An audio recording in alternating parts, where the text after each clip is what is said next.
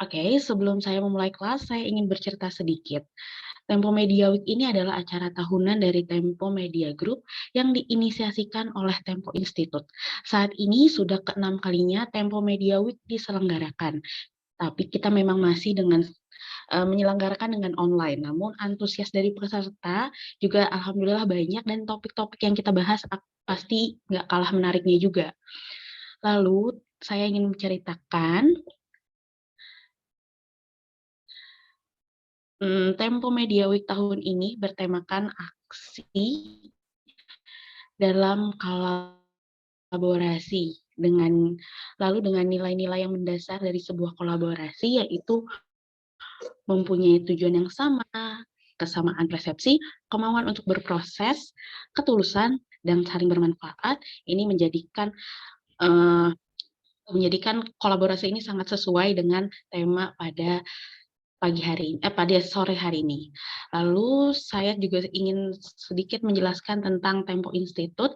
Tempo Institute adalah platform edukasi yang telah memfasilitasi beberapa macam pelatihan seperti menulis efektif, jurnalistik, hingga copywriting. Untuk lebih jelasnya, kamu bisa mengunjungi situs kami di tempoinstitute.com. Selain itu, jika salah satu teman-teman pendidik nih yang ingin berkolaborasi bersama kami dan menjadi bagian dari mitra kami, Tempo Institute membuka ruang untuk mengembangkan ekosistem pembelajaran yang saling berkolaborasi tentunya. Seperti kita akan membuka platform terbaru kami yaitu kelas bersama. Lalu sesuai dari kelas kolaborasi ini yaitu tentang bagaimana sih mencapai financial freedom atau kondisi di mana kita bisa bebas menggunakan uang untuk membeli apa saja yang ingin kita beli tanpa untuk memikirkan keuangan. Nah, kita kedatangan narasumber kita yaitu Pak Gembong Swito, founder dari komunitas investor bijak dan founder dari komunitas investor bijak dan financial planner. Nah, lalu di akhir kelas ini ada sesi tanya jawab yang kamu bisa selipkan pertanyaannya di kolom chat dengan ketik nama kalian underscore dari mana asal kalian underscore pertanyaan kalian di kolom chat ya teman-teman. Lalu 2 pertanyaan terbaik akan mendapatkan hadiah dari Tempo Institute. Oke, karena udah lewat nih ya dari jam yang dijadwalkan, mungkin kita mulai saja kelas kolaborasi ini. Silahkan Mas Gembong Suwito, layar dan tempat saya persilahkan. Oke, terima kasih Mbak Sita Zara. Ya, selamat sore teman-teman semuanya. Apa kabar? Semoga selalu dalam keadaan sehat ya. Kita kan izinkan saya Gembong Suwito untuk sharing berbagi di Tempo Institute dalam rangka Tempo Media Weeks. Ya, saya dari Financial Planning di Financialku dan nanti akan sharing lebih banyak terkait dengan diskusi ya dengan teman-teman akan mendapatkan insight to journey to achieve your financial freedom. Oke, apakah sudah layarnya terlihat, Mbak Sita?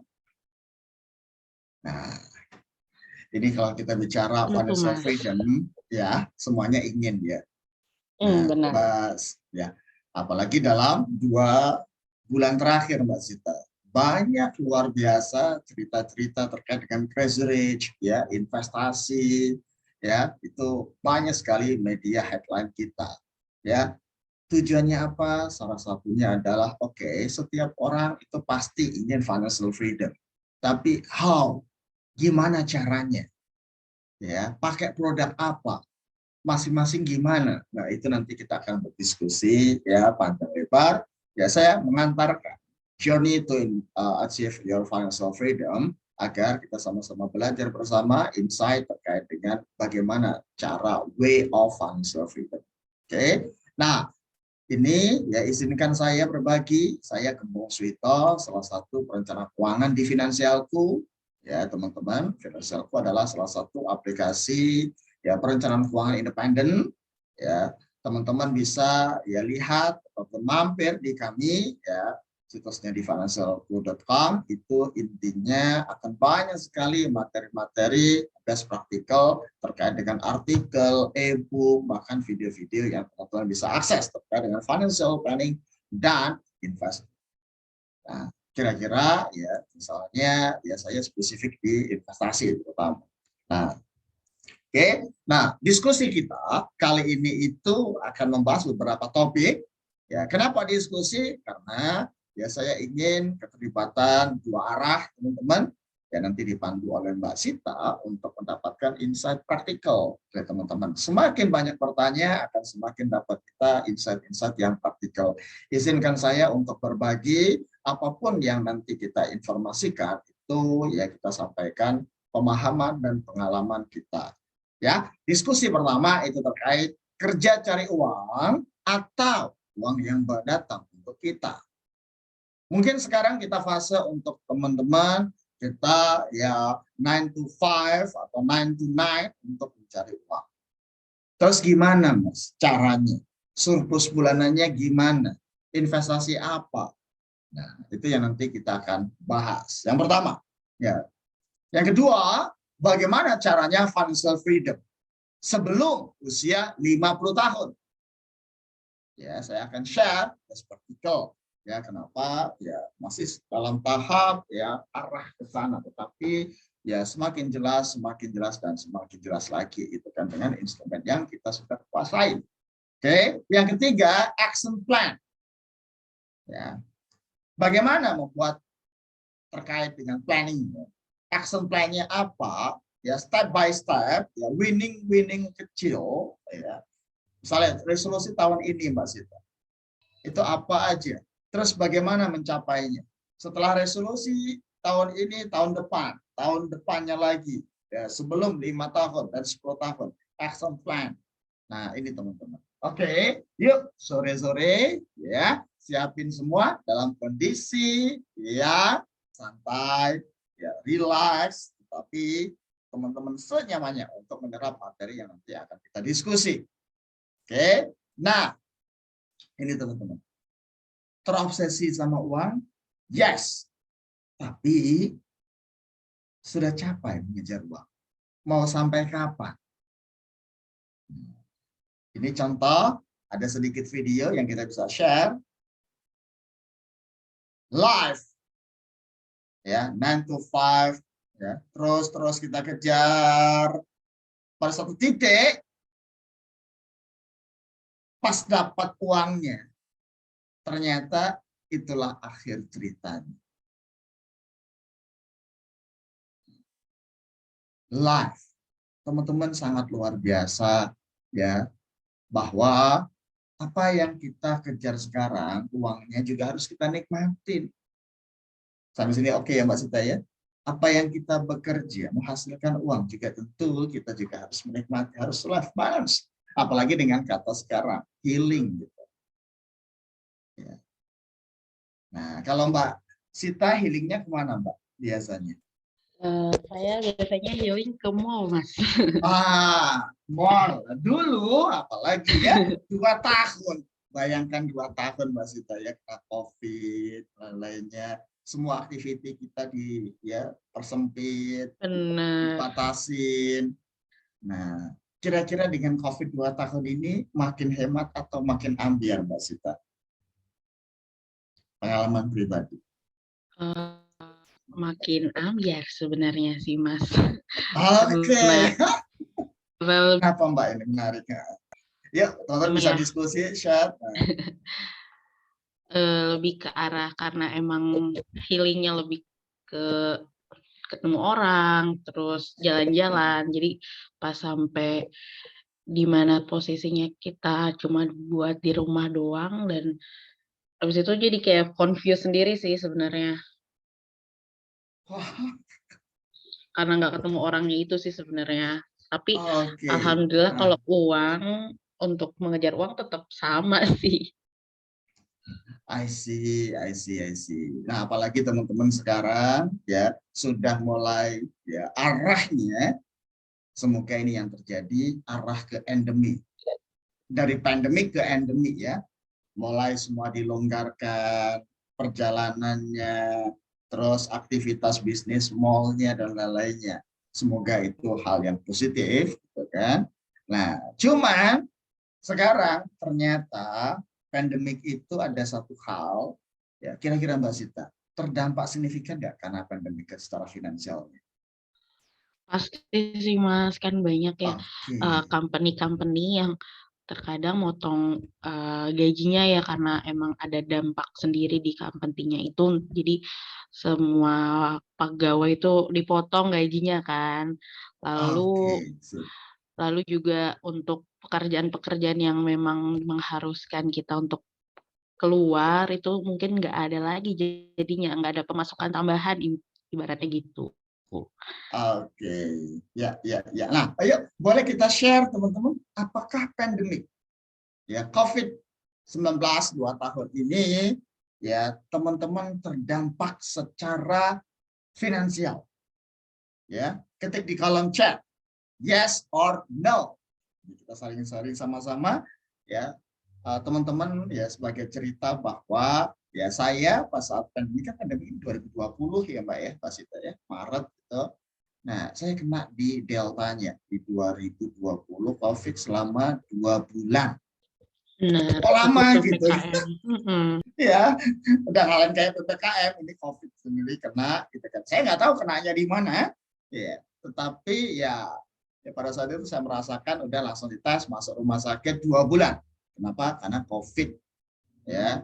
COVID ya komorbid. Saya komorbid Mbak Sita. Diabetes ya, diabetesnya tinggi gitu kan.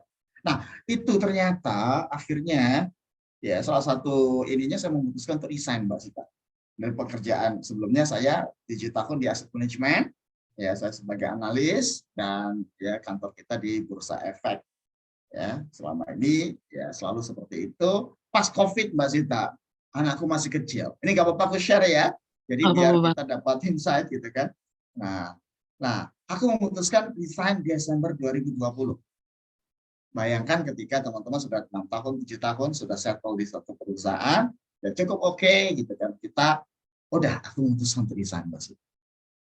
Soalnya aku nggak tahu kena COVID-nya di mana gitu kan. Soalnya aku memutuskan untuk kerja di rumah, bekerja berusaha. Nah, di situ titik itu, ya saya mencoba untuk berusaha secara independen.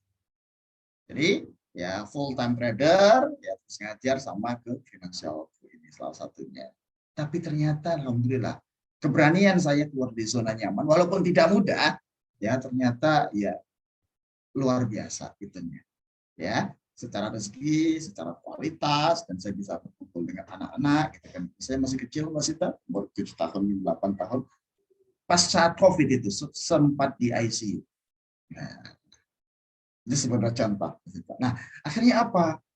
Saya mencoba untuk saya bekerja. Tetapi ya mau sampai kapan? Nah, ini ada, Mas, kita diskusi ya. Ya, yes, enggak kan? Alhamdulillah masih kerja tetap, alhamdulillah ya. Tapi ya mayoritas pertanyaan adalah yes. Ya, 70-60% dari responden itu terdampak. Tadi ya. Nah, sekarang gimana? Nih, ada lagi secara quality gitu kan tadi. Nah, sekarang adalah saat ini ya kita bekerja untuk uang atau ya uang bekerja buat kita. Kita bekerja secara passion, dibayar secara profesional, ya work for money atau ya money for you, uangnya bekerja. Ya kira-kira teman-teman. Ya kita chat lagi, kita diskusi ya. Kenapa? Karena sore-sore ini kalau nggak diskusi itu rasanya hampa Mbak Sita ya. Kenapa? Tingkat konsentrasi kita itu ya kalau ya secara fungsi orang konsentrasinya 10 menit itu sudah berat ya. Makanya kita berdiskusi. Nah, oke. Nah, lanjut.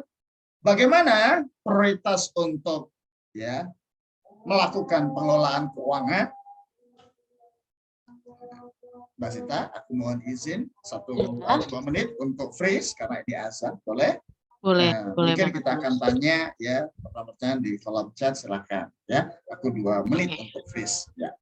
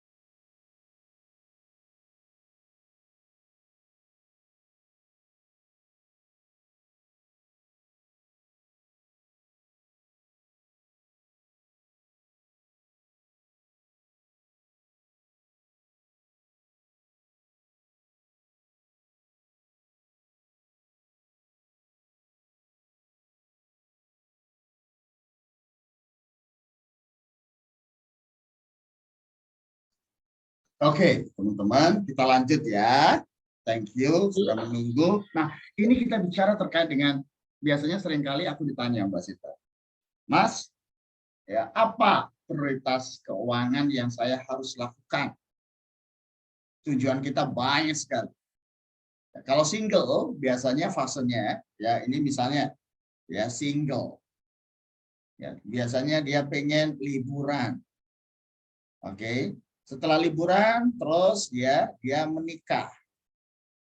Nah, menikah punya rumah.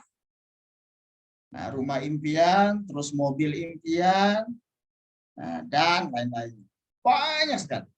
Benar Mas kita seperti itu ya.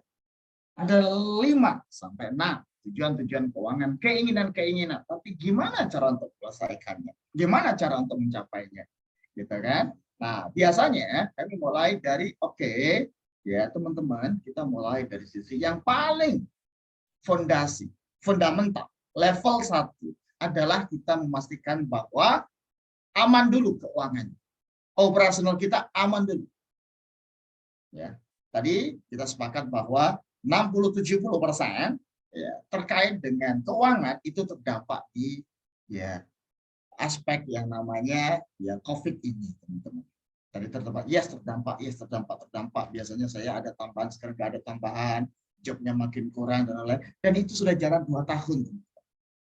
Nah, kalau tanya, Mas, prioritasnya apa tujuan keuangan? Ya, biasanya saya mulai yang pertama adalah Mbak Sita, kita mulai dari cash flow yang positif. Ini dulu. Ya, karena rencana keuangan itu tidak akan mungkin tercapai kalau cash flow-nya tidak positif. Pendapatan dikurangi pengeluaran itu positif. Ya, kenapa? Karena tiap bulan kita mendapatkan income rata-rata atau pendapatan dikurangi pengeluaran, apakah positif atau justru ya empty atau nol atau justru negatif. Nah, oke, please ya kolom chat teman-teman ya kira-kira bulanan teman-teman surplus, negatif atau nol. Boleh kolom chat kita berdiskusi gitu kan. Kenapa? Ini dulu nih kita. Biasanya agar apa? Kita tahu bahwa yang dirasa aja. Yang dirasa tiap bulan keuangan kita apakah surplus, ya, nol atau justru negatif. Wow, hampir negatif. Nah, ini ngomong kebanyakan jajan gitu kan. Negatif nol. Oke. Manajemen, kebanyakan manajemen APBN. Ya, pendapatan dikurangi pengeluaran nol, gitu kan, nol buat tunjangan, pakai buat tunjangan, good ya. Inilah cerita-cerita teman-teman. Semua materi finansial itu sebenarnya teman-teman bisa akses dengan mudah dengan media sosial sekarang. Ya, jadi beda adalah ya aplikasinya. Ya, hal-hal diskusi seperti ini itu yang membuat kita ya materi kita itu akan lebih hidup. Nah, tadi 0, 0, Mbak Sita. Oke.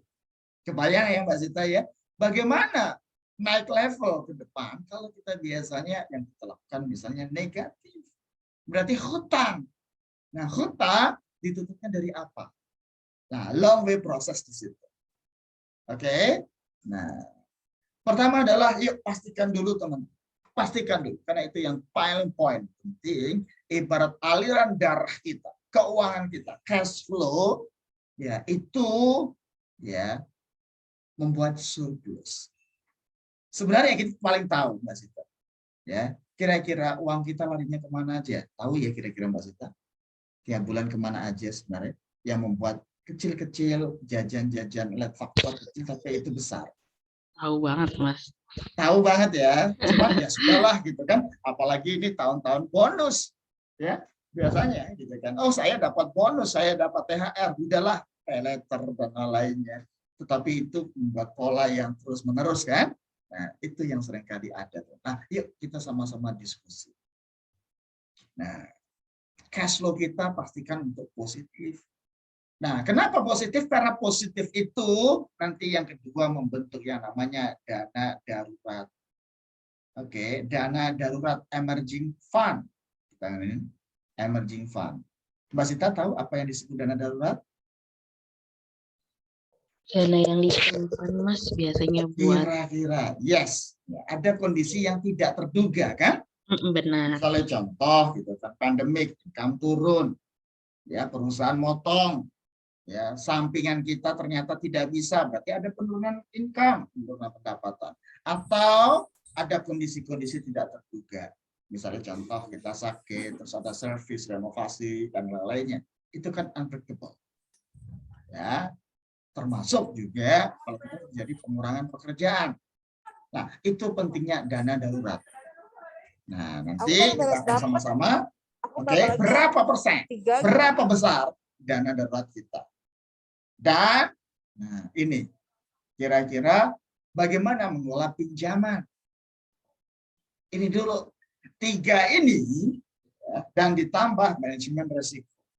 Manajemen risiko itu adalah ya, apakah kita sudah terproteksi? Apa yang diprotek? Yang paling penting adalah asuransi kesehatan. Ya, minimal BPJS kita ada. Kalau oke, naik ke asuransi kritis atau asuransi jiwa. Nah, ini asuransi jiwa diperlukan kalau teman-teman adalah sebagai pencari nafkah. Ya, ini yang paling prioritas. Jadi kalau diurutkan, pertama adalah kesehatan. Ya, kesehatan sudah oke, minimal BPJS, kalau tambah cover kantor, tambah mandiri cukup oke. Nah, setelah itu critical illness dan asuransi jiwa kalau diperlukan. Dan produknya tepat. Seringkali biasanya orang itu ya milih produknya itu ya pernah teman-teman baca polis atau asal tanda tangan. Ya, rata-rata itu adalah asal tanda tangan. Ya udahlah gitu kan, buat teman gitu kan. Nah ini murah mas gitu kan, yes gitu kan. Nah, oke, itu level 1 teman-teman. Nah untuk financial freedom level 1-nya harus kuat dulu. Kalau nggak kuat tidak mungkin untuk masuk ke tujuan-tujuan keuangan. Kalau ini dengan investasi tujuannya kenyamanan keuangan, tapi kenyataannya disinilah investasi bodong bekerja. Nah, apalagi 2 bulan terakhir ini kan luar biasa Mbak, ya Mbak Sita, crazy rich, benar nggak media sosial kita dihinggapi dengan situ? Benar. Nah, oke, tujuan keuangan tentunya banyak teman-teman. Mau beli rumah, pendidikan, anak, hiburan, dan lain-lainnya. Nah, tinggal investasi kendaraannya apa. Dan pada saat pensiun, pendapatan aktifnya apa, pendapatan pasifnya apa. Nah, itu yang kita akan bahas financial freedom. How to financial freedom, step by step. Ingat teman-teman, level pertama dulu, harus cashnya positif. Ya, harus cash positif itu apa? Pendapatan dikurangi pengeluaran positif. Kalau tidak positif, ada something wrong di situ. Nah, itu yang harus kita bedah. Harus kita selesaikan, solve. Terus yang kedua, ada dana darurat. Dan daruratnya berapa? Untuk single, minimal 6 kali pengeluaran. Artinya ibaratnya, kalaupun teman-teman tidak ada pendapatan, maka pengeluaran itu tetap masih bisa jalan selama 6 bulan. Nah, setelah itu, baru kita bicara level 2, kenyamanan dengan investasi. Oke, kalau ada pertanyaan silahkan teman-teman di kolom chat ataupun via Mbak Sita, kita berdiskusi ya. Oke, saya lanjut. Mulai dari mana Mas? Saya tahu konsepnya, tapi how to start? Pertama adalah financial freedom itu mulai dari kita tahu kondisi keuangan kita sekarang. Pertanyaan sederhana adalah 2 hal biasanya. Ya, sudah punya apa? Itu terkait dengan bagaimana aset teman-teman tahun ini, apakah berkembang atau justru yang berkembang adalah hutang. Ya, itu yang pertama. Sudah punya apa? Mas, saya sudah kerja 5 tahun, 10 tahun, 20 tahun. Oke, good. Pertanyaan adalah sudah punya apa? Nah, asetnya apa aja? Apakah aset produktif di sini? Ya, aset produktif, aset investasi, dan lain-lainnya. Atau aset konsumsi kebanyakan. Aset konsumsi atau aset personal itu adalah aset yang digunakan untuk kepentingan pribadi. Semua kendaraan pakai pribadi, rumah pakai pribadi, itu sebenarnya semua aset personal. Mas, saya punya rumah 2, 3, kan? Tapi saya gunakan untuk sendiri, nggak produktif, disebut aset konsumtif atau aset personal. Itu. Yang kedua, ini kalau sudah tahu punya apa sekarang, Mas, resolusi keuangan, yes, 2022 sudah punya apa. Yang kedua, ya, ini uangmu, ya, larinya kemana? Teman-teman pasti tahu. Ya, ini bicara terkait dengan cash flow. Cuma itu esensi. Nah, baru 2 ini teman-teman akan dapat yang disebut sebagai rasio financial check up. Sudah sehat belum keuangannya? Di sini adalah 10 parameter keuangan. Mbak Sita, kalau untuk kesehatan, financial medical check up-nya berapa kali setahun? Kalau dari BPJS sih nggak tahu ya Mas ya. Nggak ada. Ibaratnya, Ah, ibaratnya ya kalau sakit datang aja ke dokter Oke, biasa kalau kayaknya. Aduh, malu. nggak apa-apa gitu kan. Nah, ini kita bicara, oke, ya, financial freedom, yes, itu impian, tetapi fakta realitanya, yuk kita mulai step by step.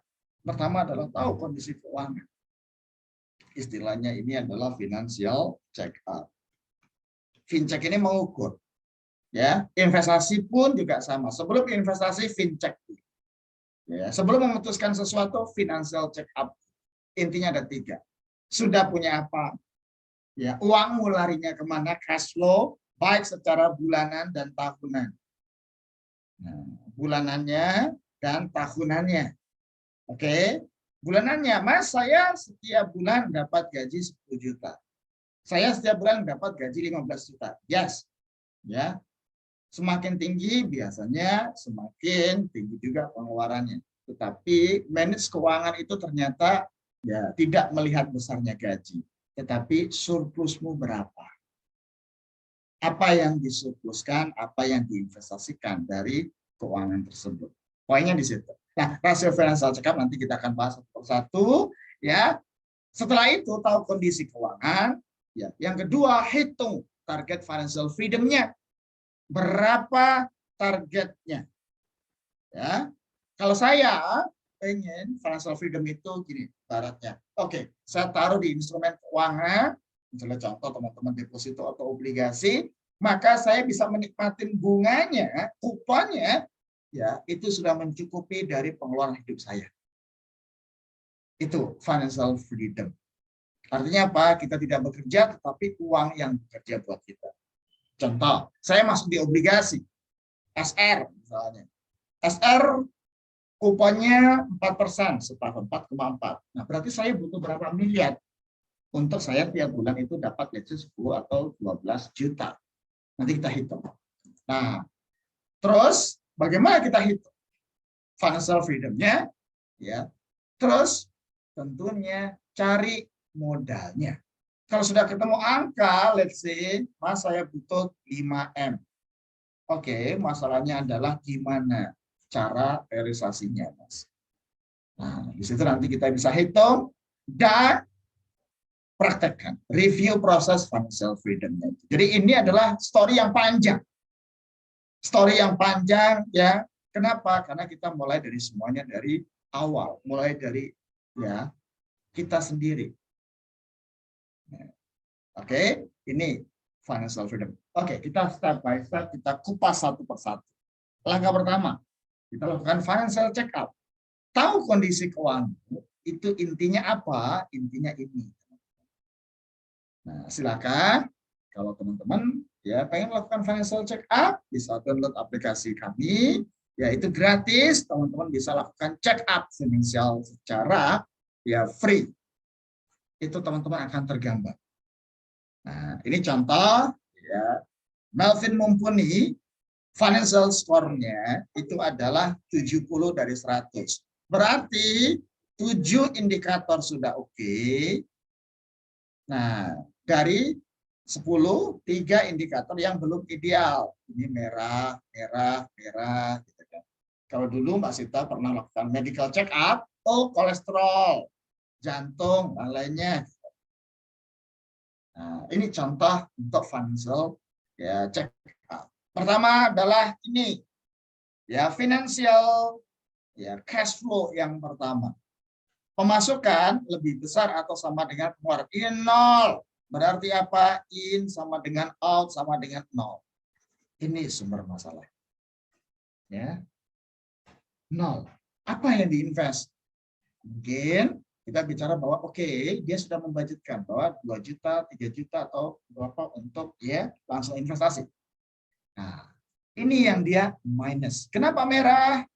Ini 15%. Ini nabungnya kok dikit amat ya. Minimal 20% berdasarkan penghasilan. Let's say ya, ada penghasilannya 10 juta. Oke, berarti satu, cash flow-nya positif. Ya, good. Nah, ini contoh, ini ilustrasi 10 juta. Make sense, Mbak Sita? Sebagai gambaran atau kita turunkan? Make sense kok, 10 juta. Oke, 10 juta. Oke, apalagi sudah teman-teman bekerja, let's say lebih dari 2 tahun, 3 tahun. Ya. Nah, cash flow positif. Oh, ternyata dia nol. Yang kedua adalah, oke, investasinya dia, ya investasi dia ternyata minimal 20% ya dari income. Berarti minimal adalah 2 juta investasinya. Oh, nggak ada Mas, ini masih 10% atau 15%, makanya negatif, makanya merah, merah yang pertama. Terus yang kedua adalah di sini dana darurat. Nah, dan daruratnya berapa? Let's say ini untuk in, out-nya pengeluarannya adalah 6 juta atau 8 juta. Maka dana daruratnya ini minimal 6 kali, teman-teman. 6 kali dari 8 berarti 48 juta. Ini yang disebut oke, aman.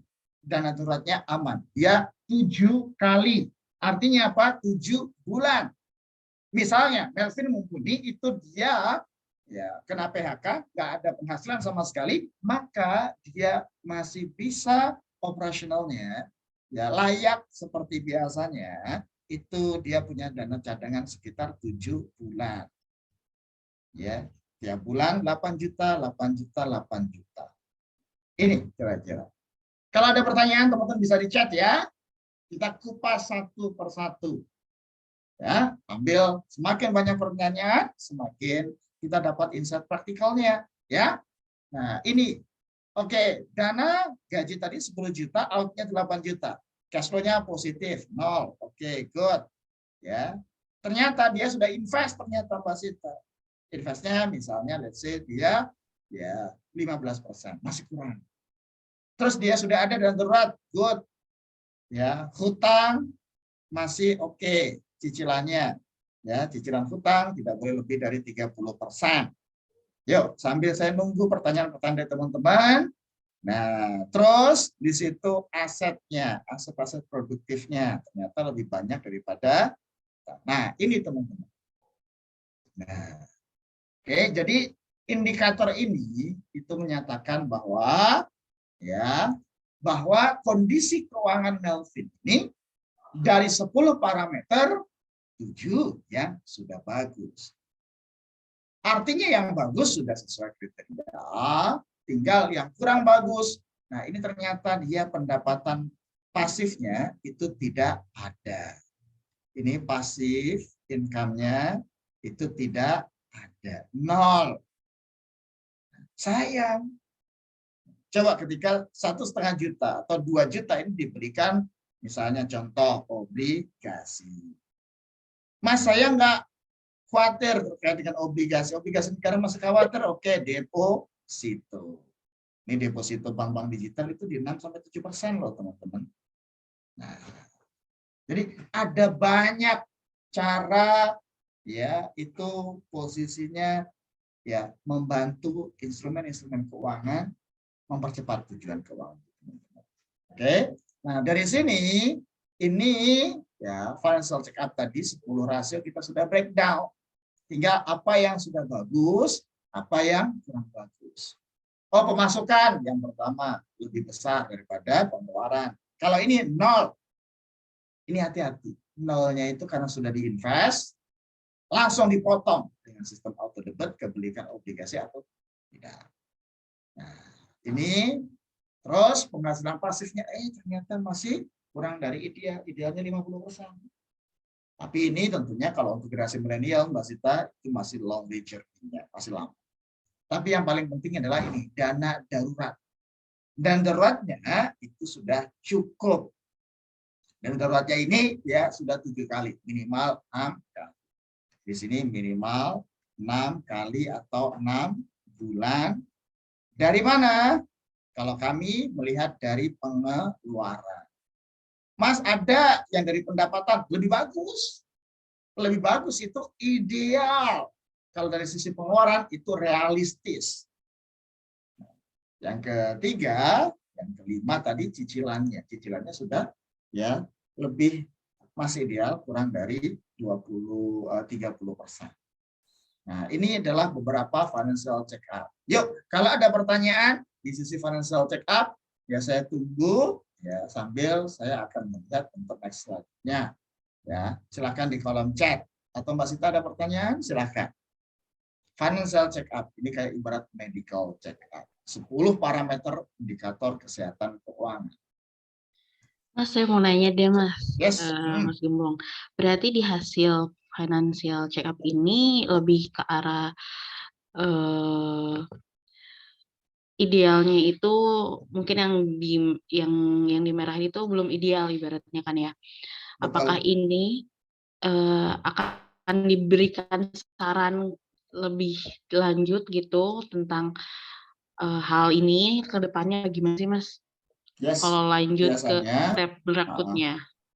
Oke, kita akan lihat financial check up ini ibaratnya ya kayak dokter itu butuh konsultasi. Konsultasi financial check up. Ini kan menyatakan oke, Dok, saya kondisi keuangan ini loh.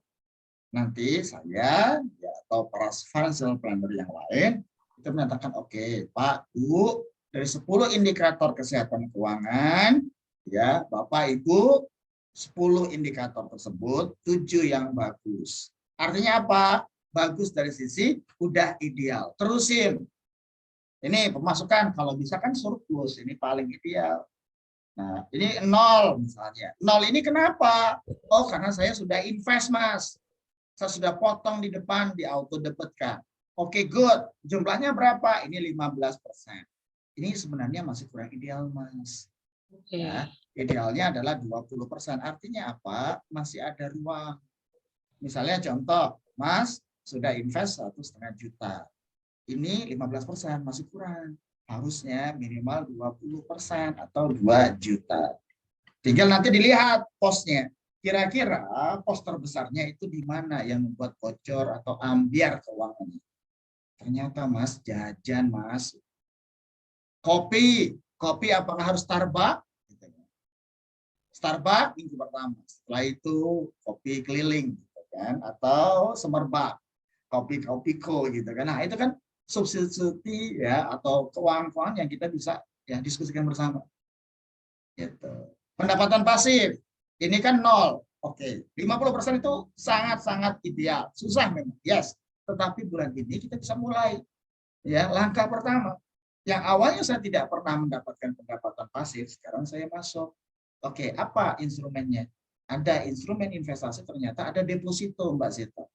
Dapat bulanan. Oh, ada deposito bank digital 7% sekarang atau 6% sekarang. Kira-kira kalau deposito berapa, Mbak Sita? Setahu Mbak Sita. Kurang tahu sih, Mas, Kurang sejujurnya. tahu. Nah, Perlu edukasi lagi nih saya nih dari Mas Gembong. yes. Nah, makanya kan kita ketemu. Nah, itu di sisi. Nah, ini banyak ya Mbak Sita ya, sudah banyak pertanyaan. Atau mungkin kita ya jawab pertanyaan dulu dari sisi ini. Benar, Mas. Yes, silakan dipandu untuk pertanyaannya apa saja kita akan tuliskan. Oke. Mungkin di bagian ini boleh ya kita buka Ya, sesi langsung. pertanyaan dulu langsung Ada ya. dua, Mbak Sita. Oke, Silakan. dari Mas Jeffrey. Nah, di sini Mas Jeffrey jelasin kalau Mas Jeffrey sudah mulai berinvestasi sedikit di Alhamdulillah. saham, tapi Oke, kondisinya bisa. sekarang Mas Jeffrey masih ada cicilan konsumtif. Apakah Mas Oke. Jeffrey harus jual asetnya Mas Jeffrey Hmm. atau menjual aset untuk melunasi hutang, baru memulai investasi kembali nih Mas Gemblong nih? Boleh Oke. dijawab Mas? Oke, sip. Jadi dari sini kita coba simulasi. Nah, ini menarik ya. Jadi ketika satu topik langsung kita bahas, kupas tuntas, selesai. Gitu kan? Baru kita next step-nya. Oke, ketika bicara tadi, Mas Jeffrey, ini kasusnya Mas Jeffrey, case Mas Jeffrey. Sudah terlihat Mas Ita ini gambarnya? Terlihat Mas. Oke, good. Nah, ini kita bicara. Nah, kalau tadi itu pertanyaan-pertanyaan, kalau kami sebagai financial planner, maka harus kita detailkan. Nah, oke. Dari situ, Mas, saya punya cicilan konsumtif. Saya sudah mulai investasi di saham. Kami menggunakan data, itu kita bedah satu persatu. Misalnya contoh penghasilan. Ya, penghasilan ternyata itu adalah 10 juta. Nah, sekarang pengeluarannya. Nah, pengeluarannya berapa? Let's say 8 juta. Maka ini ya surplusnya 2 juta. Sampai sini oke ya? Nah, tentunya pengeluaran ini punya pola. Biasanya pengeluarannya misalnya contoh zakat, ya sedekah. Nah, itu biasanya antara 5 sampai 10%. Yang kedua, ya, itu terkait dengan ini, ya, cicilan hutang. Minimal tadi adalah 30% dari income. Setelah cicilan, nah ini investasi. Berapa? Minimal tadi di atas 20%. Sisanya di sini, nah, kebutuhan hidup dan gaya hidup. Berapa persen? Nah, ternyata normalnya adalah ya 40 sampai 50%. Good, normal itu. Ya, ibaratnya saya punya gaji 10 juta, maka 4 juta untuk biaya hidup dan gaya hidup. Ngekos, makan, operasional, dan lain-lainnya, itu item detailnya bisa dicek. Tadi pertanyaan Mas Jeff. Saya punya cicilan konsumtif, yes. Kita cek rasio cicilannya. Rasio cicilannya berapa? Kurang dari 30%? Oke, masih aman. Nah, tinggal konsumtifnya konsumtif apa? Berapa lama cicilannya? Cicilan ke berapa? Oke, jalan. Gak apa-apa. Good. Nah, terus investasi. Ya, sebelum masuk di saham, kalau bisa investasi yang risikonya rendah dulu. Dana daruratnya dulu. Apakah ada dana daruratnya? Kalau nggak ada, disusun dulu. Dana darurat bukan di saham. Saham itu investasi jangka panjang. Naik turunnya ya unpredictable. Oke, dana darurat dulu diselesaikan. Tabungan, deposito, emas, eksternal pasar uang, biasanya di situ. Nah, setelah tahu, oke, cicilan masih terus aman rasionya. Tapi kalau tidak aman, 40%, ya kita harus cek. Fungsinya apa cicilannya? Apakah untuk produktif atau konsumtif? Ketika konsumtif, apa? Ya, barangnya apa? Fungsinya apa? Nah, kira-kira sampai sedetail itu, Mbak. Nah, kalau ini sudah oke terkait dengan pengaturan keuangannya, baru kita ngomong surplusnya kemana, ya, atau bahkan defisitnya kemana. Jadi case by case kita akan lihat, detailkan, dan angka-angkanya harus dapat angkanya. Oh ternyata oke, make sense. Jadi ketika cicilan di bawah 30%, let's say 20%, kurang 1 tahun lagi, oke, cicilannya apa produknya, lanjutin. Tapi, nah, berikutnya investasinya jangan di saham dulu, ya, itu untuk jangka panjang, dana daruratnya dulu dibangun. Nabung di tabungan, nabung di deposito, terus eksternal pasar uang, dan emas. Itu dulu, jangka pendeknya. Baru setelah itu, oke, 6 bulan dapat, baru ngomong investasi jangka panjang, ada emas, ya, ada saham, atau reksadana saham. Kira-kira seperti itu Mbak Sita, ya. Ya. Oke. Kalau tidak, ternyata sampai nanti, Mm-mm. oke, alternatifnya harus dipotong, maka jual aset. Jadi ada 3 sampai 2 alternatif setiap ngambil keputusan klien. Oke. Kalau kita punya A, keputusannya misalnya contoh cicilannya dilanjutin, ya, investasinya ditata kembali, bukan di saham, ya, kebutuhan hidup dan gaya hidup, terutama yang gaya hidup. Kenapa? Survei membuktikan Jakarta yang mahal itu adalah gaya hidupnya. Kebutuhan hidup masih bisa tekan, tapi gaya hidupnya. Ngopi, ya, kapal api dengan Starbucks jauh berbeda. Itu semoga menjawab. Oke, terima kasih Mas Gembong.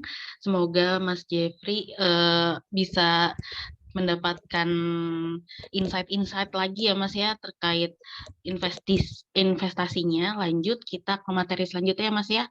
Yes. Pertanyaan selanjutnya atau Lanjut aja saya? nanti baru kita Oke, buka pertanyaan lagi ya Mas ya.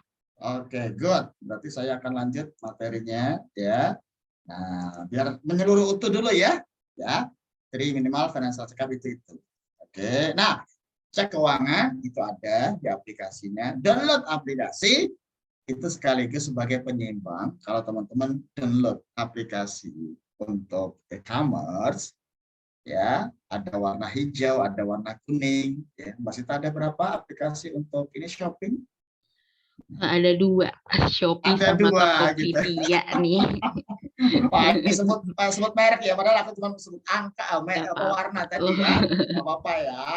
Download aplikasi ini salah satu financial menemanin ya, sama-sama kita kewajarannya. Nah, langkah kedua adalah hitung target financial freedom. Nah, financial freedom itu apa sih? Definisinya adalah pemasukan, investasi, dan pasif itu sudah melebihi pengeluaran dalam 1 tahun. Kalau misalnya kita pengeluarannya sebulan, ya, let's say di 8, anggaplah 10 juta, maka setahun itu adalah 120 juta per tahun. Nah, ini didapat dari mana? Apakah investasi kita, apakah ya pemasukan kita, pasif kita itu bisa menghasilkan 120 juta per tahun. Nah, itu yang disebut financial freedom. Sederhananya itu.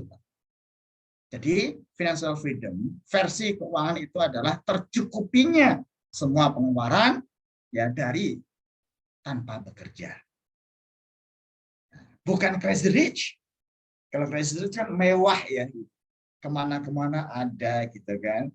Ya, nah, sekarang apalagi dengan ya teman-teman milenial, crazy rich.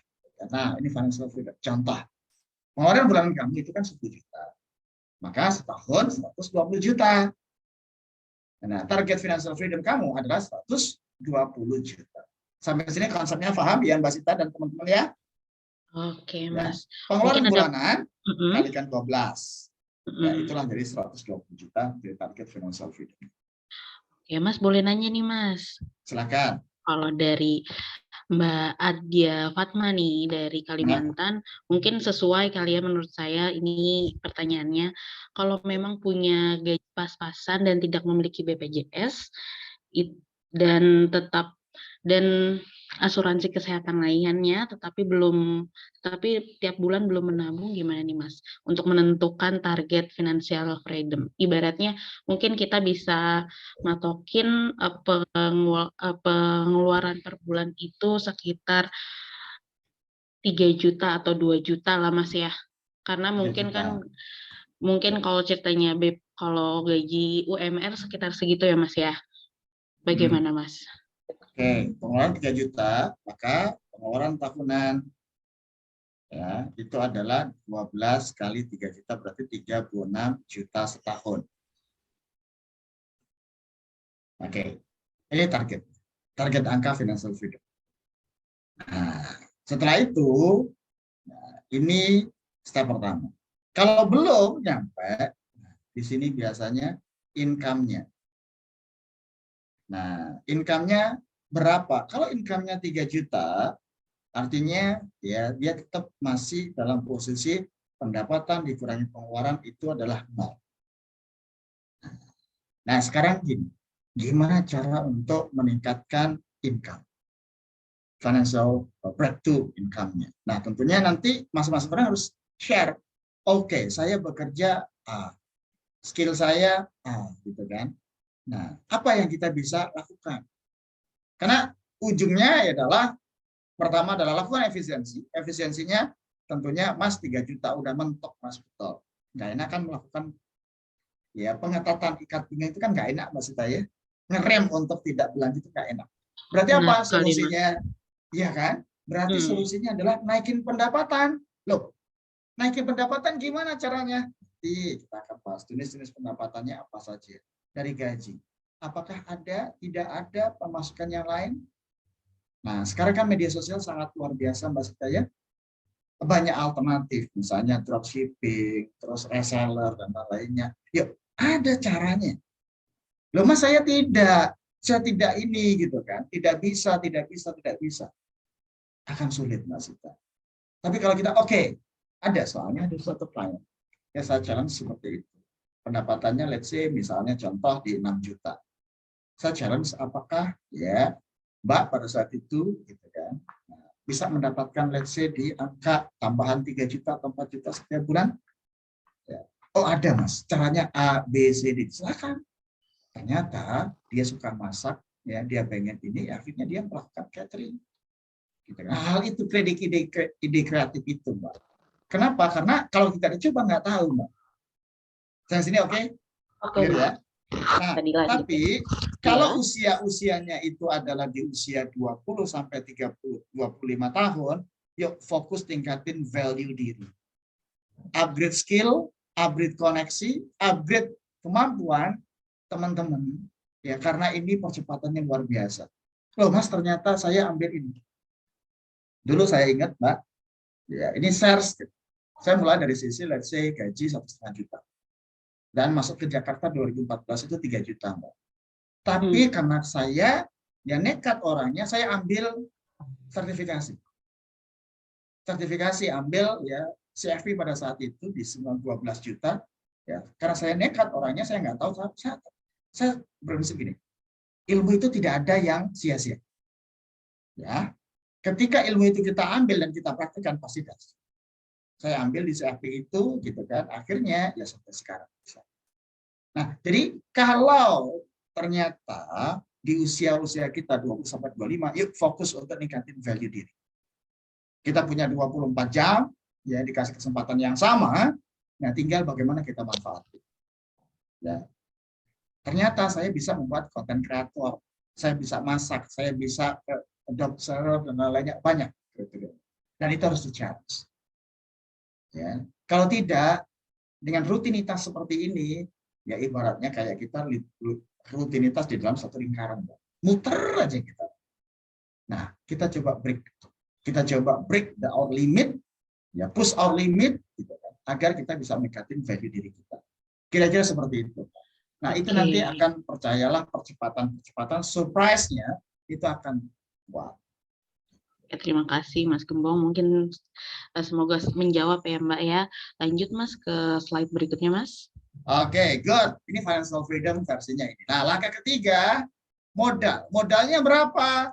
Nah, ini. Karena target finansialnya itu adalah 120 juta, hasil investasi 8% per tahun. Kira-kira wajar, Mbak? 8%? Wajar Mas. Wajar ya.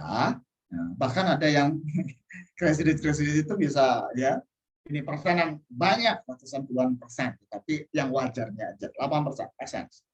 Karena rata-rata biasanya di 8 sampai 12% per tahun itu wajar. Tinggal produknya apa nanti the way of product kita akan info. Nah, inflasi 4%. Ya, inflasi. Tapi ngomong data ekonomi, inflasinya adalah 2,1%. Itu inflasi Januari atau Februari kemarin. Itu berdasarkan data BPS. Oke, berarti target saya investasinya ya 8%, inflasinya 4%, maka totalnya itu adalah target financial freedom, berarti 120 juta dibagi 8% dikurangi 4%. Maka 120 juta dibagi 4%. Itu intinya, dan akan muncul di sini muncul 3M. Jadi kalau saya pengen financial freedom, kumpulin 3M. Gede atau gede banget, Mas? Lumayan gede ya Mas ya. Tapi Nah, kalau lumayan. dijalanin mungkin bisa juga ke capai ya 3 miliar ini ya. Ya. Nah, itu yang sama-sama Mbak Zita. Aku juga masih proses ya terus, tetapi ya ketika kita punya value, punya nilai, terus kita selalu belajar, meningkatin nilai kita, ya terus tentunya dipepet dengan doa, ya itu tidak ada yang tidak mungkin. Benar sekali Mas. Ya, karena jujur ya, awal di 7 tahun saya pengen loyal sama suatu perusahaan, ya 7 tahun gitu kan. Nah kita udah tahu, paham nih kondisinya. Kalau inflasi ini naik misalnya 8%, 8%, 8%, 8% kan, sudah kepatok. Gitu. Saya kerja keras dan lainnya udah tahu, ya bulan depan saya naik 8% atau tahun depan saya 8%. Nah, apakah ini bisa di breakthrough? Nah, dengan namanya percepatan pendapatan. Dan ternyata saya juga membuktikan bahwa rezeki itu pasti ada. Nah, rezeki ya itu didapat dari orang yang kerja keras ya, dan kerja cerdas. Ada aspek finansialnya, ada aspek sosiologinya. Ya, Mbak Sita percaya apakah ya beruntung itu ada, luck itu ada, Mbak Sita? Nah, Mas. Luck, beruntung. Oke. Itu kira-kira ada tidak? Bisa diciptakan nggak atau given? Pasti bisa Mas. Pasti bisa ya, karena di sini ada 2 komponen, kesempatan dan kemampuan. Kesempatan, bicara waktu, kita nggak tahu. Kita nggak pernah tahu, teman-teman, waktu kapan. Tetapi kemampuan, ini yang under control kita. Benar nggak? Ini under control kita. Ya. Skill-skill apa yang teman-teman itu miliki, passion apa yang teman-teman miliki, dan itu menghasilkan. Nah, ini kesempatan ini tidak bisa. Tetapi kesempatan orang beruntung atau orang luck itu ada 2. Kemampuannya dia ada dan waktunya dia ada. Nah, sambil menunggu waktu, kita terus naikin kemampuan kita, skill kita apa, dan itu akan, percayalah teman-teman, miracle happen. Karena secara pribadi itu tadi saya lewatin, ya saya ambil sertifikasi, lisensi, terus belajar, dari belajar itu praktek, ketemu networking banyak orang, ternyata di situ ada rezeki. Kira-kira seperti itu, Mbak Sita. Oke, 3M. 3M, ya masing-masing orang punya penilaian. Nah, caranya gimana di sini? Ya, di sini. 3 jenis penghasilan. Pertama adalah penghasilan aktif. Apa itu? Ini gaji. Terus ini profit, ya.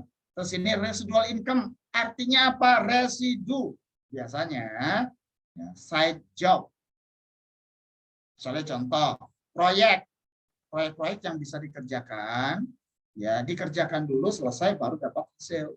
Contoh misalnya teman-teman bekerja di Tempo, di bagian ya, editing video, ada kerjaan kantor dan ada kerjaan side job, proyek-proyek gitu kan. Nah, proyek-proyek sendiri itu dikerjakan, proyeknya jalan, baru teman-teman dapat hasil, itu yang disebut residual income. Oke, kalau earned income, profit income dari sisi gaji. Nah, sekarang yang kedua, penghasilan pasif. Ya, penghasilan investasi yang kedua, investment income. Saham, ada capital gain, ada dividen, ada bunga. Ini obligasi. Jadi banyak sekali. Pendapatan pasif, ya, penghasilan pasif. Ada rental income, ya biasanya contoh properti sewa, dan ada royalti. Royalti teman-teman buat penulisan karya, ya ingat Ghazali, NFT, Mbak Sita dengar? Ya, itu Benar, dari Mas. foto itu 12 miliar ya. Iya, benar, dari selfie ya Mas ya. Iya, dari selfie ya, Mbak Sita kumpulin selfie-selfienya ya selama 3 tahun gitu. Iya, itu mungkin karena konsistensi dari Mas Gozalinya sendiri yang bisa kita That's ambil ya why. Mas ya. Yes, tadi kesempatan.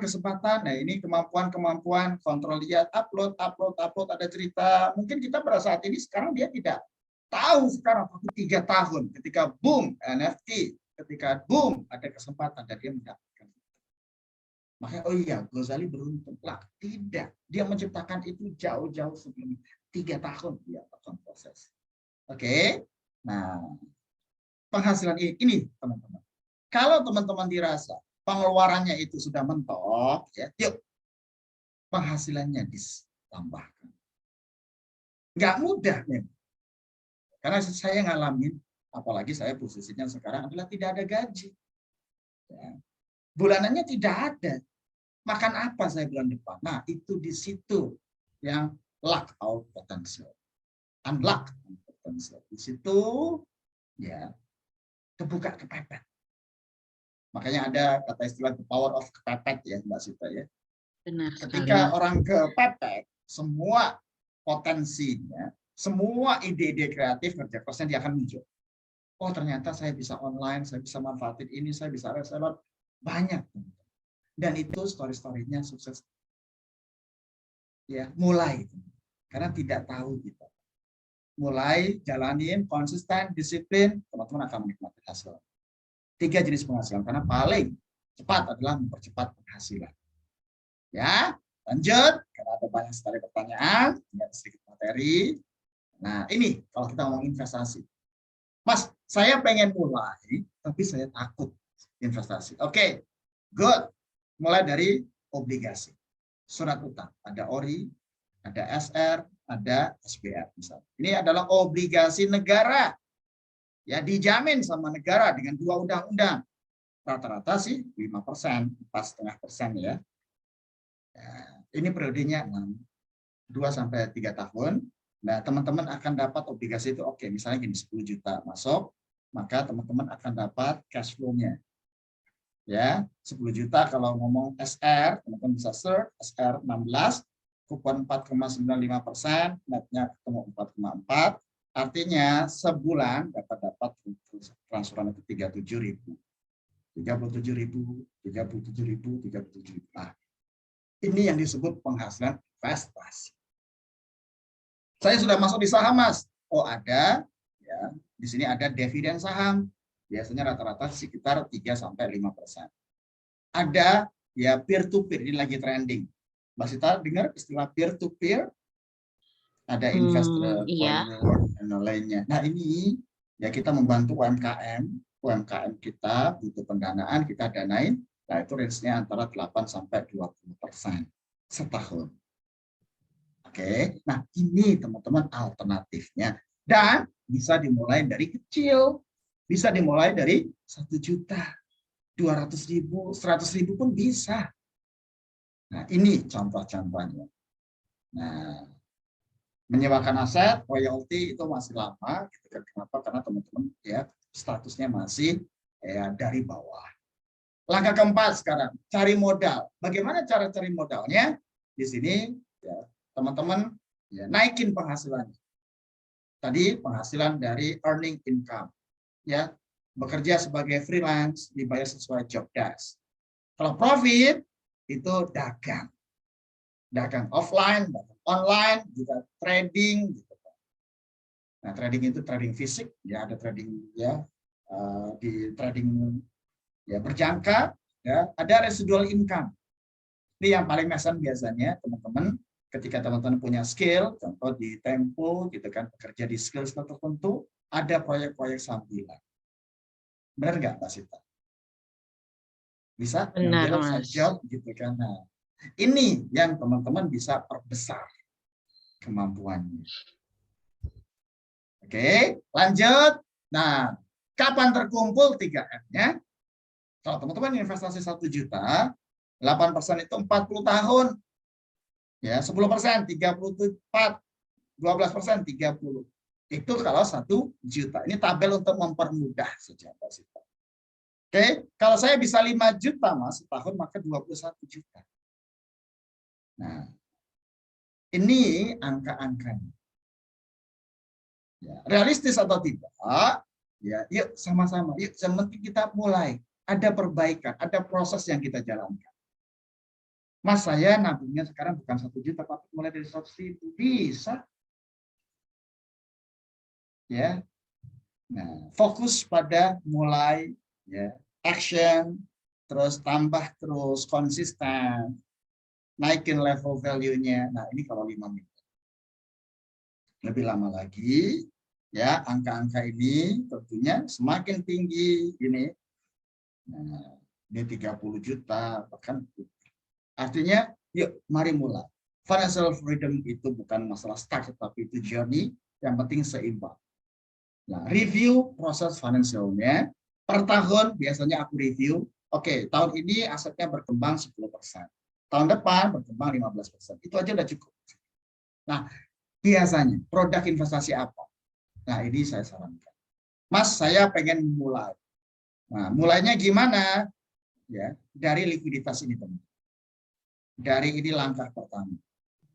Cari produk yang aman, ya, liquid, dan di atas tabungan.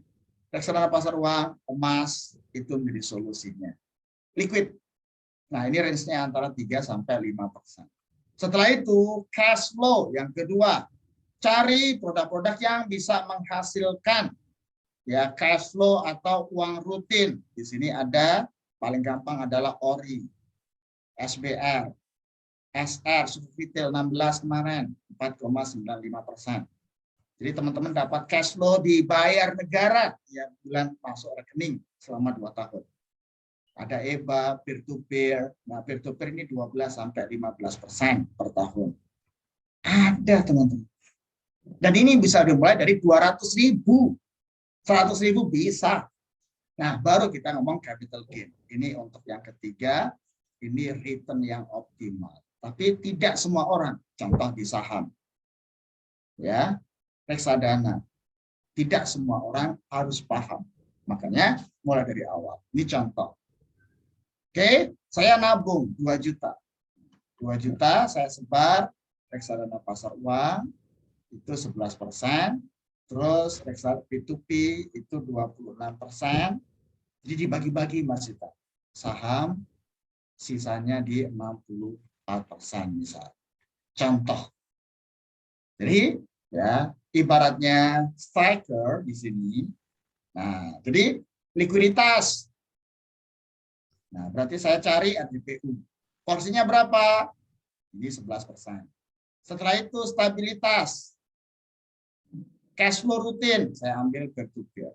Nah, return saya ambil, ya, itu saham. Jadi langsung 2 juta itu saya bagi-bagi porsinya. Nah, saya invest tiap bulan. Nah, ini ada hadiah, Mbak Sita. Nah, masuk ke situsnya Finansialku website, cari e-book. Di situ ada 27 e-book yang teman-teman bisa, ya, dapetin gratis. Contoh misalnya petunjuk praktis keuntungan saham, cara memaksimalkan di reksadana, cara memaksimalkan keuntungan di reksadana. Dan di sini cerdas berinvestasi sambil ini misalnya reksadana. Jadi teman-teman sebelum beli ilmunya dulu dipelajari. Ini obligasi. Kita buat dengan sangat mudah kok saham. Dan ini gratis, Mas Ita. Masuk ke download Finansialku, di situ ada. Nah, teman-teman bisa download aplikasi. Ada 27 e-book financial planning dan investasi yang teman-teman bisa akses secara gratis. Oke, di sini ya. Oke, terakhir. Hack your financial freedom. Kata kuncinya adalah bukan di 5 miliar atau 3 miliar tadi. Bukan. Tapi mulai. Mulai.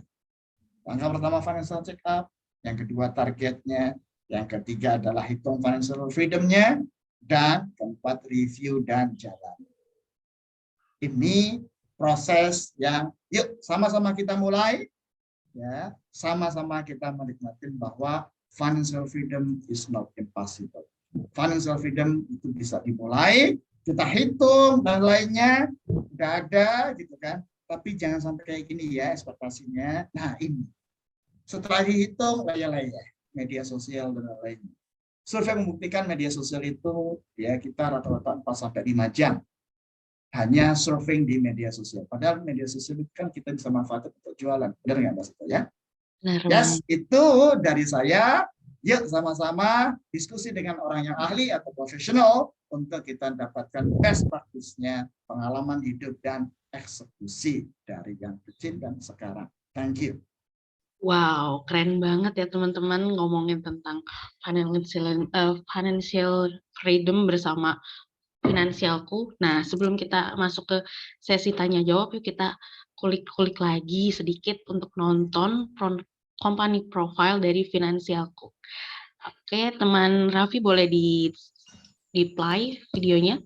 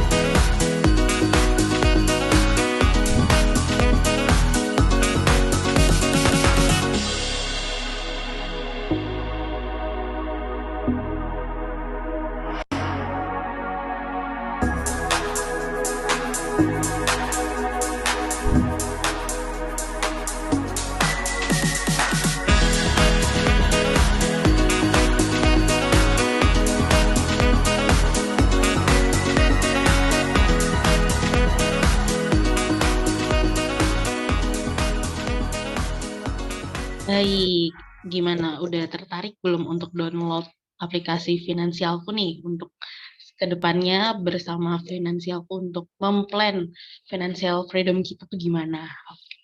Sekarang pingin buka sesi tanya jawab dulu nih untuk 3 pertanyaan. Boleh submit atau ketik saja pertanyaan kalian dengan format nama underscore asal lalu pertanyaannya. Baik, gimana teman-teman? Ayo kita buka tanya jawabnya. Oke, di situsnya ada di chatnya itu banyak beberapa. Kita mulai dari chatnya ya. Ya. Oke. Beberapa, silakan Mbak Sita. Mungkin dari ini dari Android, bukan ya? Ini ada yang mau bertanya, Mas. Apakah investasi kripto aman untuk dijadikan investasi karena high risk dan high return-nya juga yang dipertimbangkan mungkin ya? Oke, di sini ya kalau kita bicara terkait dengan produk ya, ini ya langsung ya. Kenapa kita bicara agar kita dapat satu ya teman-teman ya. Ini kita share langsung. Aku tiap minggu itu buat yang namanya ya analisa market. Analisa market itu intinya ya ini contoh. Apakah sudah terlihat ya finansialku ini? Sudah, Mas. Oke. Nah, dia ada artikel ya. Ada event e-book. Nah, e-book itu yang ini teman-teman. Nah, ini e-book yang teman-teman bisa download free. Praktikal banget. Ya, usia teman-teman misalnya perencanaan keuangan untuk usia 20, 30. Dan di sini nah, investasinya ada beberapa. Ada 27 e-book yang teman-teman bisa download. Oke. Praktikal agar isi ya terkait dengan value kita, knowledge kita, otak kita diisi nutrisi-nutrisi yang sehat. Oke, ini bacaan-bacaan yang teman-teman bisa bantu. Oke, terkait dengan artikel di sini kita bicara investment outlook. Nah, sudah lihat Mas Ita? Abaikan fotonya ya kalau nggak sama ya, gitu ya. Ini tiap minggu teman-teman. Nah, tiap minggu tujuannya apa? Sambil belajar, sambil kita praktek. Karena belajar tanpa praktek, nothing, teman-teman. Ya, ibarat kayak renang. Ini teorinya renang, tapi kalau nggak renang, nggak tahu dalaman. Sampai sini sepakat ya. Nah, di sini investment saya akan mulai dari sisi, Mas, saya pemula. Ya, saya pemula, maka saya mulai dari mana? Mulai dari reksadana pasar uang. Reksadana yang isinya deposito dan obligasi jangka pendek. Penurunannya 0 sampai 0,5. Kira-kira kalau turun 0, Mau nggak Mbak Sita? Nggak turun. Nah, tapi dapat 5% setahun, 4% setahun, mau nggak? Mau. Nah, ini kan dari sini dulu nih. Kita mulai dari sesuatu yang praktikal. Ya, saham mungkin orang masih oke, nanti gimana Mas kalau turun, kalau naik. Oke, yang simple. Reksadana pasar uang. Ya, ambil reksadana yang isinya penempatannya di obligasi dan deposito kurang dari tadi obligasi kurang dari 1 tahun. Nah ini kita kumpul, misalnya contoh ini nama produknya nggak sebut saya, tetapi AUM-nya 9 triliun, 2 triliun. Dalam 9 triliun, 2 triliun itu ada uang kita 100.000 bisa. Ternyata naik 5%, tinggal kita masuk berapa, Mbak Sita? 100.000 5%. Ya, berarti sekitar hampir ya 5.000-an ya. 5.000 cilok setahun. Setahun buat cilok 1. Nah, itu tapi experience-nya. Kembali lagi kita mencoba. Nah, ini 4-5%. Setelah itu, Mas saya sudah Mas naik dulu 6-8%. Di sini ada reksadana pendapatan tetap 6-8%. Nah, terus di sini teman-teman bisa lihat ya, ada obligasi negara. Obligasi negara yang dapat cash flow. Ada peer to peer mulai dari 100.000. Nah, ini yang teman-teman bisa mulai sambil belajar. Sambil belajar apa itu saham, apa itu reksadana saham, ini udah ada. Nah, ini contoh. Jadi ini best practical. Agar apa? Teman-teman baru mulai. Di awal, small step. Ya, tapi pengalaman positif. Ini yang jarang kita dapatkan. Pengalaman positif dalam berinvestasi. Ya, 100.000 bisa jadi 1 juta pertama, 10 juta pertama. Tapi kita pengennya itu yang cepat, Mbak Sita. Ada nggak, Mas? Yang cepat, ratusan persen. Kenapa? Karena saya melihat media sosial, crazy rich. Too good to be true, teman-teman. Ya kan? Sekarang crazy mereka. Karena penjara gitu kan. Oke, ketika produk keuangan, ya biar satu utuh. Nah, bicara return, selalu akan sebanding dengan resiko. Return tinggi, resikonya tinggi. Itu wajar. Return tinggi, resiko rendah, tidak wajar. Hati-hati, too good to be true. Dan sekarang banyak kejadian investasi bodong ya. Nah, di sini teman-teman. Nah, investasi apa? Biasanya saya mulai, minimal deposito deh. Deposito ini ada pilihannya, deposito bank digital. Setelah itu, ya kan ada waktu gitu kan, reksadana pasar uang. Setelah itu masuk ke obligasi. Setelah itu masuk ke reksadana pendapatan tetap, baru ke reksadana saham dan saham. Paling tinggi. Kripto lebih tinggi di sini. Kripto, forex, dan lain-lainnya. Ya. Nah, kembali lagi teman-teman, sebelum ibaratnya teman-teman masuk ke tangga ke-7, ya udah siap jatuh enggak? Kalau nggak siap, jangan masuk. Jatuhnya sakit, Mbak Sita. Bisa ambiar. Ya kan? Tapi kalau teman-teman mulai dari bawah, pelan-pelan, ya makan confidence-nya, enak dinikmatin, ya insya Allah. Memang nggak mudah ini. Kita melawan arus. Kalau media sosial itu kan melihat, oke, cepat kaya, cepat kaya, cepat kaya. Tapi masalahnya, siap nggak resikonya? Nah, mendingan step by step, kuat portofolionya, dan teman-teman kuasain produk. Karena kripto menawarkan sesuatu, lebih ke arah spekulasi, ya cepat, tetapi teman-teman harus punya ilmunya. Kalau nggak punya, ambiar teman-teman. Itu yang pertama. Yang kedua, apakah teman-teman konsisten? Mungkin tahun ini dapat teman-teman. Ya, tapi tahun depan ketika crash, uangmu bisa turun 30%, 40%, bahkan 80%. Jangan teriak-teriak kalau tidak siap terkait resiko, mentality dan dampak finansialnya ada mulai dari bawah. Memang tidak mudah, tidak menarik, tetapi itulah yang aman. Ibarat kayak pohon, akarnya kuat. Jadi kalau kita badai apapun kuat. Tapi kalau sekarang teman-teman returnnya langsung tinggi, karena kripto itu adalah area yang high risk, lebih ke arah ke spekulasi. Kenapa? Teman-teman nggak bisa kontrol itu. Kira-kira seperti itu, Mas. Semoga menjawab.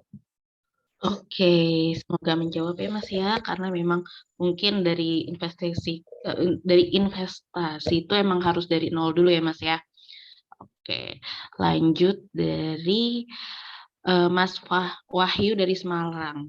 Maaf mau nanya, apakah ada perbedaan antara financial independent dan financial freedom? Terima kasih. Oke, ya saya ya kalau financial independent itu biasanya konsultan. Jadi misalnya, oke ada dokter, ini dokter di rumah sakit A sama dokter yang praktek independen. Jadi financial planning independent itu sebagai suatu profesi. Ya, konsultan keuangan biasanya kalau konsultan keuangan di asuransi atau di investasi ada nama produknya, ada nama perusahaannya.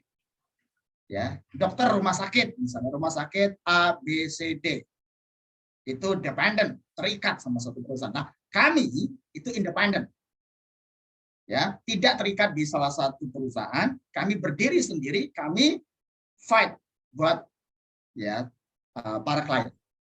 Sedangkan financial freedom, kebebasan finansial itu adalah kondisi di mana ya aset teman-teman itu secara pasif, ya secara pasif. Teman-teman nggak bekerja tapi asetnya bekerja, tiap tahun atau tiap bulan bisa mengcover kebutuhan teman-teman. Itu perbedaan signifikannya. Ya, financial freedom itu bicara angka. Ya, saya rebahan aja, misalnya kan kamu rebahan ya. Saya pengen ini jalan-jalan, nggak apa-apa, jalan-jalan saja, tapi pengeluaran bulanan teman-teman ditutup dari investasi. Itulah yang disebut financial freedom, kebebasan finansial. Tapi kalau independent, ya financial planning, itu bicara terkait dengan profesi.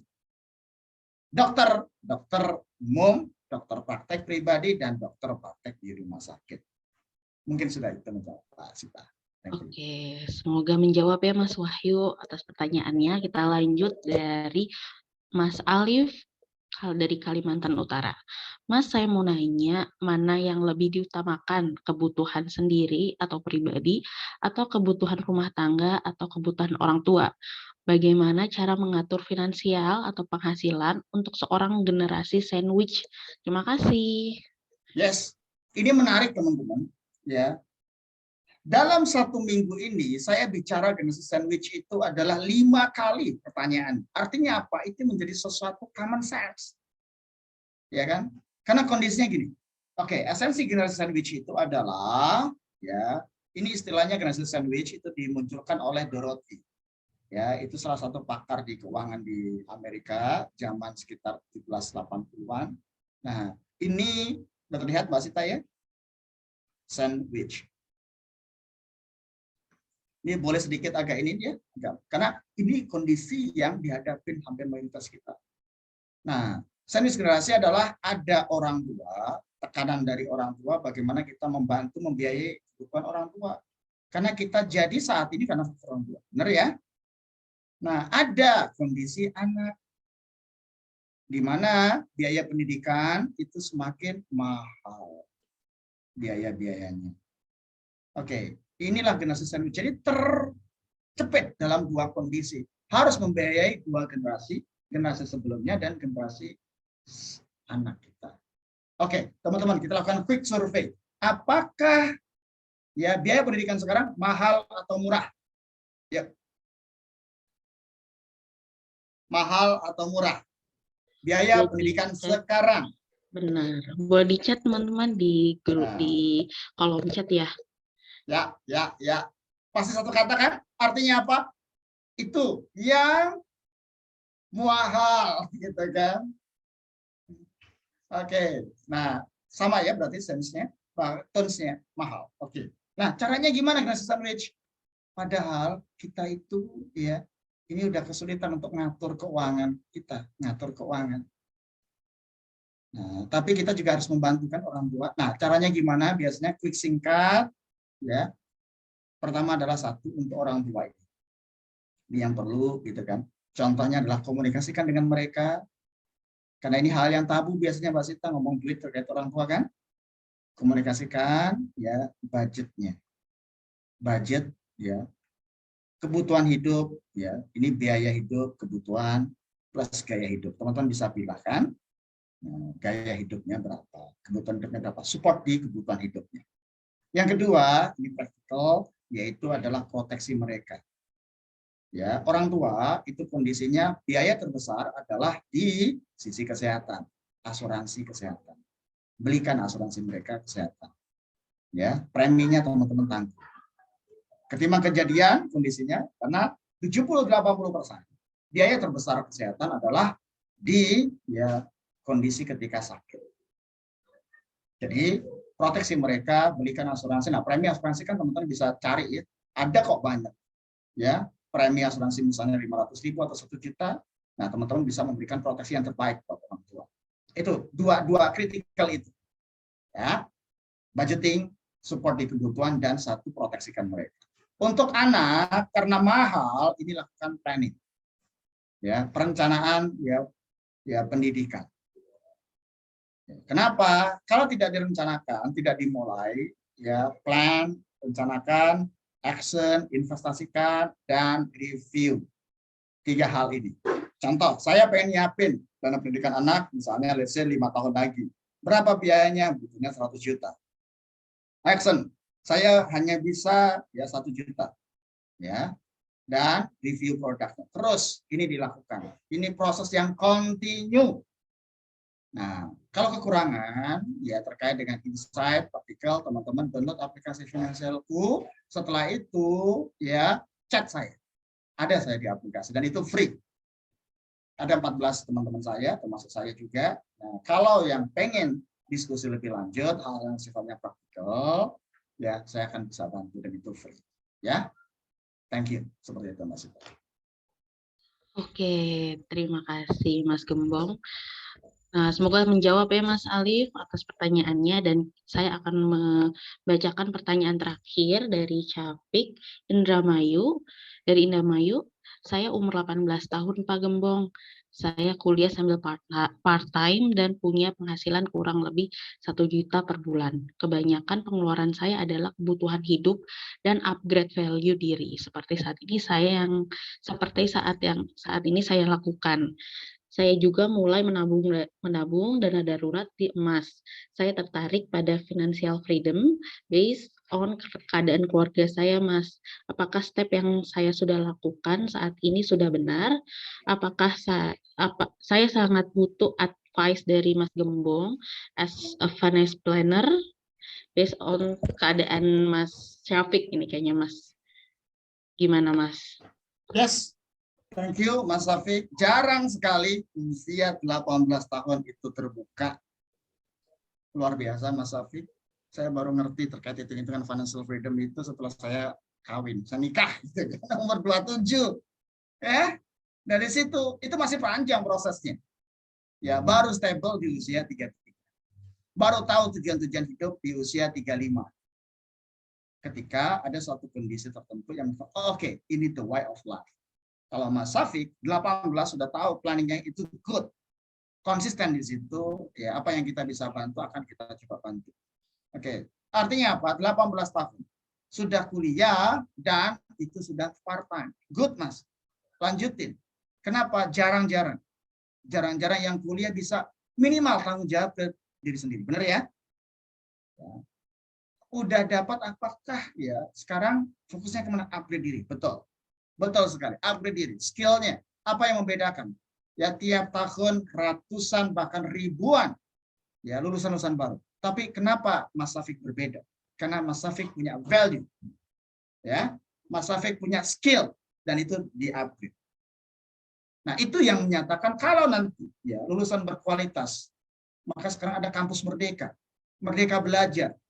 Dalam arti apa? Kamu mau apa aja, skill apa yang mau. Yuk, menjadi expert. Nah, dari situ, maka pelan-pelan Mas Syafiq, nanti akan miracle happening. Fokus, dalamin, skillful. Terkait dengan keuangan, nanti bisa chat. Mas Gembong, saya ini di kondisi keuangan. Boleh, itu free. Ya, itu free.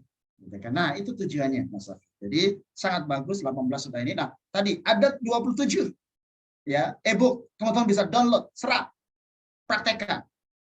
Nah, nanti chat kekhawatirannya, ibarat kayak gitu. Saya akan kasih sesuatu yang terbaik gitu kan, berdasarkan pengalaman-pengalaman. Tetapi long way journey itu, yuk kita nikmatin sama-sama dan mulai sama-sama. Mulai dari kecil, ya, dan mulai saat ini. Kalau belum, yuk mulai tata dari bawah. Ada kok selain di tabungan, jangan nganggur di tabungan. Tabungan operasional, 2 bulan cukup, 3 bulan cukup. Setelah itu biarkan mereka uang bekerja, ya biar mereka lebih produktif, investasikan. Investasi tidak parno, teman-teman. Tidak terlalu yang semua saham, tidak. Mulai dari yang kecil. Ada obligasi negara, ada deposito, ya, ada reksadana. Nah, itu small step, tapi ketika teman-teman konsisten. Ini cerita terakhir, saya sepakat tutup, kancil dan satu hewan kecil, ya, kancil ngomong, wah saya pasti menang. Hewan kecil dia bilang gitu kan, dan saya kayak kura-kura.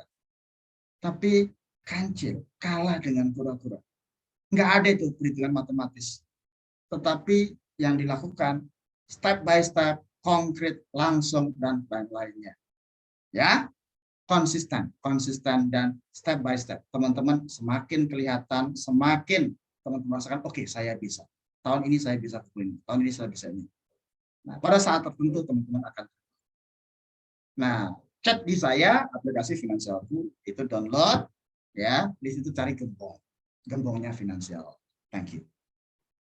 Oke, baik. Terima kasih Mas Gembong atas cerita-ceritanya financial freedom nih. Kalau boleh minta satu kata closing statement apa nih Mas untuk tema kali ini?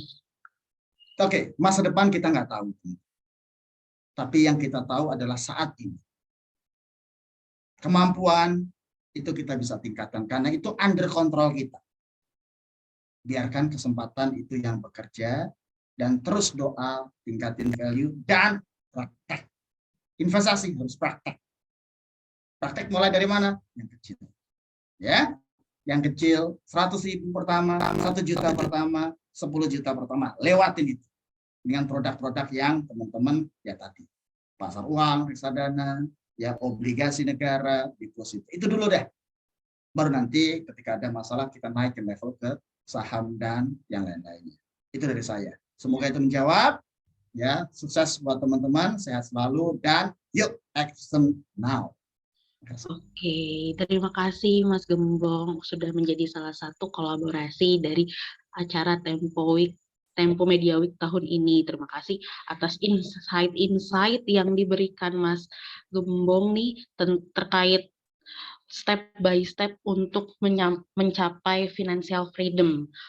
Oke, dan saya juga terima kasih kepada peserta-peserta yang menghadiri dan meluangkan waktunya ya di sore hari ini untuk datang dan menyaksikan kelas ini. Oke, sebelum kita tutup, kita foto bersama dulu yuk.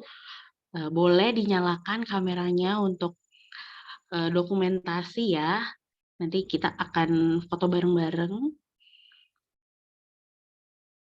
Ayo.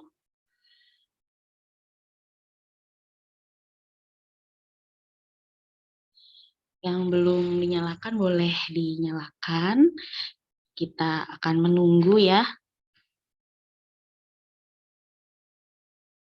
Oke. Sudah mulai banyak ya. Ada Mas Safik, ada Mbak Alvia, ada Mas Ajmat, ada Mas Koris, ada Mbak Valda. Halo. Oke, kita mulai saja ya foto dokumentasinya. Boleh di foto ya Mas ya. Oke, saya hitung saja ya. 1, 2, 3. Oke, kembali ke slide selanjutnya ya. 1, 2, 3. Oke. Nah, sebelum teman-teman leave dari Zoom ini, yang teman-teman boleh isi survei dulu yang ada di kolom chat. Nah, di sini mungkin bisa meningkatkan lagi kelas-kelas kita ke depannya ya, teman-teman ya. Lalu jangan lupa juga nih follow juga Instagram Tempo Institute di @tempoinstitute. @tempo.institute, lalu @kelas bersama dan finansialku_.com. Nah, di situ pasti banyak informasi-informasi terupdate terkait kelas-kelas yang akan kita buka. Lalu untuk finansialku mungkin ada konten-konten yang menarik tentang finansial yang bisa diakses ya di Instagramnya. Selanjutnya, saya sangat berterima kasih sekali lagi ya sudah ikut bersama kami untuk kelas bersama ini. Akhir topik wal hidayat saya tutup. Wassalamualaikum warahmatullahi wabarakatuh. Waalaikumsalam warahmatullahi wabarakatuh. Sukses selalu teman-teman. Ya, semoga ini jadi awal. Ya, kita sama-sama realisasikan impian keuangan kita. Thank you.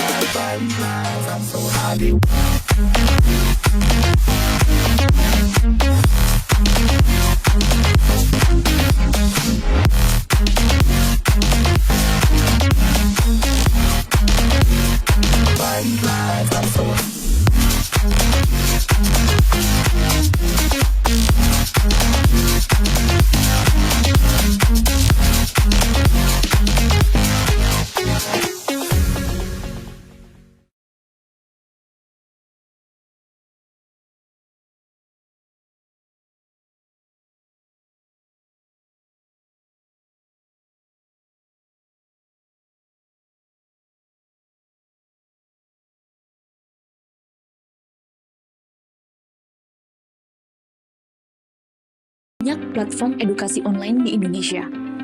Namun, hanya platform kelas bersama yang mengedepankan kolaborasi. Sebagai sebuah ekosistem belajar, kelas bersama mengajak penyedia pelatihan untuk bahu-membahu meningkatkan kompetensi sumber daya manusia yang siap kerja. Banyak bentuk kolaborasi di kelas bersama yang dapat mitra lakukan antara lain, membuat paket pembelajaran bersama, kerjasama penjualan bundling, hingga aktivasi promosi bersama di media sosial. Kami meyakini kolaborasi antar lembaga yang kompeten akan melahirkan produk baru yang unggul. Tidak hanya lembaga pelatihan, kelas bersama juga membuka kesempatan kepada akademisi dan profesional yang ingin berbagi pengalaman. Baik melalui kelas mandiri, webinar interaktif, kelas intensif, maupun pelatihan bootcamp. Sebuah pembelajaran yang dibangun oleh aktivitas tugas nyata. Learning operation kami akan memfasilitasi kebutuhan para mitra secara intimate, mulai dari asistensi penggunaan platform, membantu kendala teknis, hingga memfasilitasi lembaga yang berkolaborasi. Kelas bersama, mari tumbuh dan berkembang bersama.